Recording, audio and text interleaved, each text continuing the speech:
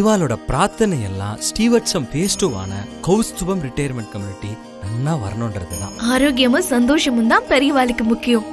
அத கௌஸ்துபம் ரிட்டையர்மெண்ட் கம்யூனிட்டில நிச்சயமா நீங்க உணரலாம். நாயன்மார்கள் 4வரால் பாடப்பட்ட ஸ்தலம் இது. பட்டினத்தார் வாழ்ந்த ஊர். இப்படி பல சிறப்பு அம்சங்களை கொண்டதுதான் நம்ம திருவிடைமருதூர் ஸ்ரீ மகாலிங்க சுவாமி திருக்கோவில். திருவாரூர் தேரழகு, திருவிடைமருதூர் திரு அழகுன்னு சொல்லுவா. அந்த திருவிடைமருதூர் ஸ்ரீ மகாலிங்க சுவாமி திருக்கோவில் பக்கத்துல 800 மீட்டர்ல அமைஞ்சதுதான் நம்ம கௌஸ்துபம் ரிட்டையர்மெண்ட் ட்ரெடிஷனல் கம்யூனிட்டி.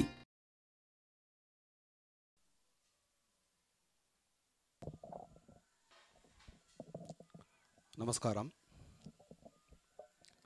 அனைவருக்கும் இனிய பக்திபூர்வமான நல் மாலை வணக்கங்கள்.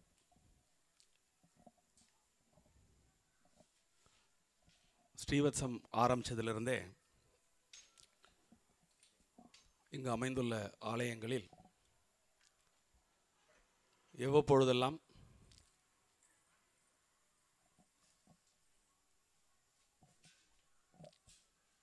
அந்தந்த மாதங்களுக்கு உண்டான பக்திபூர்வமான வைபவங்கள் நடைபெற வேண்டுமோ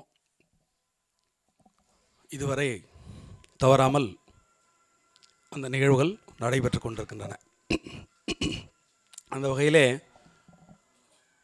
இந்த சிவாலயம் அமைக்கப்பட்டு தொடர்ச்சியாக சிவராத்திரி வைபவமாக இருக்கட்டும், வருஷாபிஷேகங்களாக இருக்கட்டும், எவ்விதமான குறைவுமின்றி அந்த அமிர்தகடேஸ்வரர்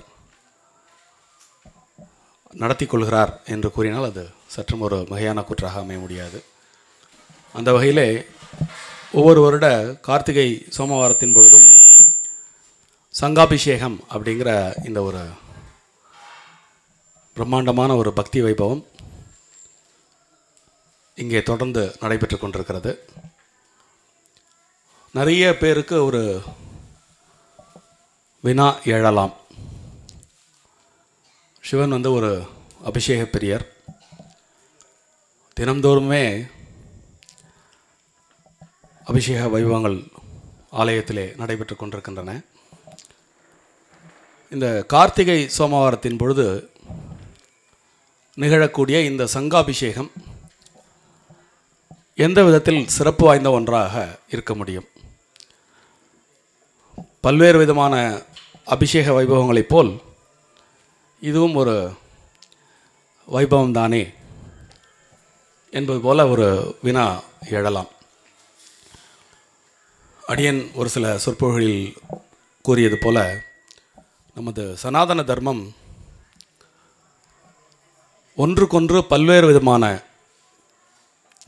நிகழ்வுகளுடன் தொடர்புடைய பின்னி பிணைந்த ஒரு வாழ்வியலாகும். இது வெறுமனே ஒரு பக்தி, ஞானம், யோகம் என்பதை தாண்டி அன்றாட வாழ்வியலின் அறிவியலையும் அது உள்ளடக்கியது. நம்முடைய பக்திபூர்வ நடவடிக்கைகள் எல்லாவற்றிலுமே ஜோதிடமும் வானியலும் தவிர்க்க முடியாத ஒரு அங்கத்தை கொண்டுள்ளது.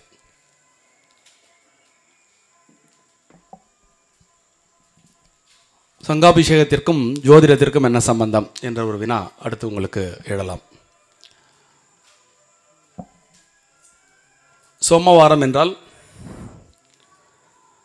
திங்கள்கிழமை. இந்த நவகிரகங்களிலே திங்கள் என்பது சந்திரனை குறிக்கும். சந்திரன் ஒவ்வொருவருடைய மனதாகவும் செயல்படக்கூடிய மனோகாரகத்துவம் பெற்றவர். அப்போ ஒரு மனிதன் வாழ்வில் அமைதியாகவும் ஆனந்தமாகவும் உறுதியாகவும் வாழ சந்திரனுடைய பலம் அவனுக்கு இன்றியமையாத ஒன்றாகும். அப்போ அந்த சந்திரனுடைய பலத்தை அனுதினமும் ஒரு மனிதன் கூட்டிக் கொள்வது அவசியம். அப்படி என்றால் இந்த கார்த்திகை சோமவாரத்தில் ஏன் நாம் அதை ஒரு தவமாக செய்ய வேண்டும் என்ற ஒரு வினா இயல்பாக எழும். ஜோதிட சாஸ்திரத்தின்படி இந்த விருச்சிக மாதத்தில் இந்த 12 ராசிகளில் விருச்சிக ராசிக்குள் சூரியன் நுழையக்கூடிய இந்த மாதம் விருச்சிக மாதம். அந்த விருச்சிக ராசியானது சந்திரன் நீச்சமடையக்கூடிய ராசி. ஜோதிட சாஸ்திரத்திலே விதி, கதி, மதி என்று ஒரு 3 பெரும் சொல்லாடல் உண்டு. ஒருவனுடைய விதியை தீர்மானிப்பது அவன் பிறக்கும் லக்னம், அவனுடைய அறிவை தீர்மானிப்பது மதி. இது இரண்டும் அவன் போகக்கூடிய கதியை தீர்மானிக்கும். அப்போ இந்த சூரியனும் சந்திரனும் இந்த உலகில் நாம் பிறந்து இப்பூலகம் நீங்கும் வரை இந்த சூரியனுடைய கதியும் சந்திரனுடைய கதியும் நல்ல வகையில் இருந்தால்தான் ஒரு சிறந்த ஒரு வாழ்வை மனிதர்களால் பெற இயலும். அப்போது எப்பேற்பட்ட ஒரு தொலைநோக்கு பார்வையோட, எவ்வளவு அறிவியல் பார்வையோடு நம்முடைய முன்னோர்கள் எல்லாம் நமக்காக வழிபாட்டு முறைகளை ஏற்படுத்தி சென்றிருக்கிறார்கள் என்பதற்கு ஒரு சில விஷயங்களை கூறினால் நீங்கள் புரிந்து கொள்வீர்கள். இந்த 12 ஜோதிட கட்டங்களில் மேஷம் என்பதே ஆரம்பம், காலம் அப்படிங்கிற ஒரு விஷயத்தினுடைய அடிப்படை லக்னம் மேஷ லக்னம். மேஷத்திற்கு 4ஆம் இடம் சந்திரன், மேஷத்திற்கு 8ஆம் இடம் விருச்சிகம். சந்திரன் விருச்சிகத்தில் நீச்சமடைகிறார். மேஷத்திற்கு 8ஆம் இடமாக விருச்சிகம் வருகிறது. அப்போது இந்த விருச்சிகத்திற்கு சூரிய பகவான் வரும்பொழுது அவருடைய இந்த காலம் என்பதற்கான ஒரு அட்டமா ஸ்தானத்திற்கு சூரியன் வருவது போல் சந்திரனும் அங்கே நீச்சமடைகிறான். அப்போ இயல்பாகவே இந்த விருச்சிகத்துக்கு வரும்பொழுது சூரியனும் சந்திரனுக்கும் ஒரு தோஷம் எழுகிறது. அது உயிர்களை எல்லாம் பாதிப்புக்கு உள்ளாக்கக்கூடிய ஒரு விஷயமாக மாறுகிறது. இரண்டாவதாக, இந்த விருச்சிகத்தில் சூரியன் வரும் பொழுது ஒரு கடுமையான வெப்பத்தை அவர் ஒளிப்பிழம்பாக வீசுகிறார். ஏன்னா விருச்சிகத்தினுடைய அதிபதி செவ்வாயினுடைய வீட்டில் சூரியன் மேஷத்தில் வரும்போது உச்சமாகிறார், லக்னத்தில் உச்சமாகிறதுனால அங்கே தோஷம் இல்லை. ஆமாம், விருச்சிகத்துக்கு வரும்போது ஒரு தோஷம் ஏற்படுகிறது. அப்போது அந்த தோஷத்தை நீக்குவதற்காக சங்கை கொண்டு அபிஷேகம் செய்கிறோம். சரி, தோஷம் நீக்குவதற்கு அபிஷேகம் செஞ்சால் போராதா, எதற்கு சங்கு கொண்டு அபிஷேகம் செய்ய வேண்டும் அப்படின்னு கேட்டால், சந்திரன் அப்படிங்கிறது ஒரு குளுமையான ஒரு விஷயம். கடலும் கடல் சார்ந்த விஷயங்கள் பூரா சந்திரனுடைய விளைவுகள்.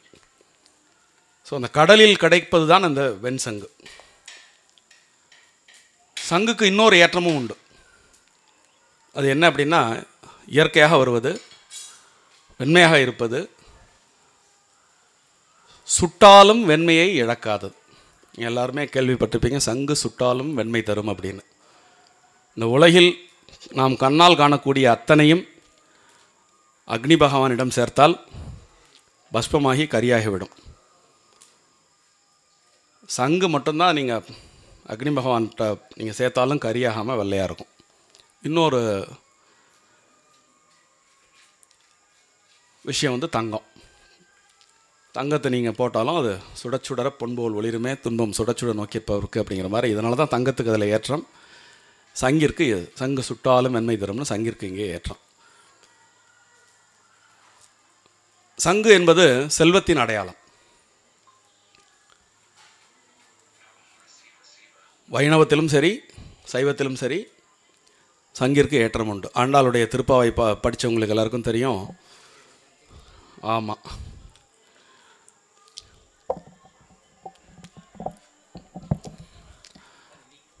சங்க நிதி ஒன்று. ஆமாம், சங்க நிதி பத்மநிதினு 2 நிதி உண்டு. அதில்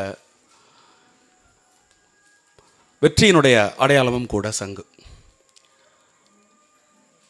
அப்படிப்பட்ட சங்கிலே பஞ்சகவியமோ நீரோ பன்னீரோ பாலோ எதனை ஊற்றி நீங்கள் சிவனுக்கு வழிபாடு செய்தாலும் சிவன் அதை கங்கா ஜலமாகவே ஏற்றுக்கொள்ளக்கூடிய ஒரு ஐதீகத்தை பெரியவர்கள் கூறுவார்கள்.